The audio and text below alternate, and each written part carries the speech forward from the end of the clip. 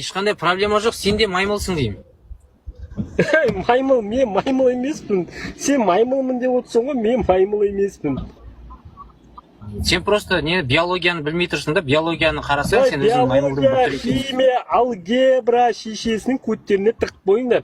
Ана кітаптарыңды бар емес, сабақтағы ана, блядь, не оқып жатсыңдар? Биология, география деп, ой, бля, бір қандай адамсыңдар шеше. Омар, Себастьян, астына түсіп тыңдайсың сен қазір. Ғылым білімге қарсы сөз айтып, ақыры до конца тұруға көтің шыдайтын болса, бүкіл технологияның бәрін лақтырды, орманға кетіп қалай. Орманға кетті, сосын барып әңгіме айт. Ана бір тасқа ма, жапыраққа ма бірдеңе жазып бізге жіберіп жүр. Міне мен сөзімде тұрдым, міне орманда жүрмін деп. Есектің. Ойбай, дін деген ол ғылым білімге қарсы емес. Құдай бар деген адамдар ондай ғылым білімге қарсы емес. Атаңның басы. Мына Омар сияқтылар тұрған кезде қалай айтасың анандай әңгімені?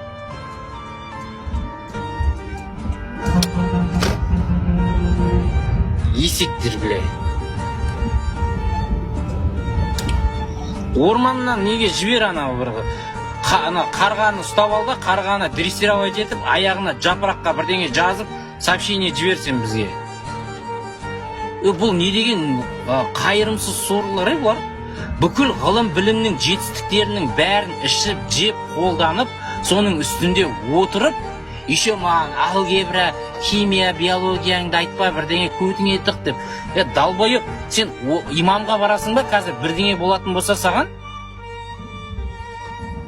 Көзің жәудіреп медиктің алдына барасың. Медик сені сол жаңа кәпірлер мен топастардың жасап берген технологиясымен сені емдейді. Соқыршек болшы қазір сен қай жерге барады екенсің? Таспен ішегіңді жарып жасаймын екен саған.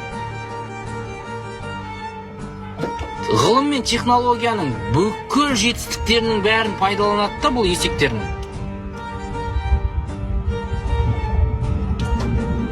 Одан кейін еще бір претензия айтқысы келеді да мал сияқты.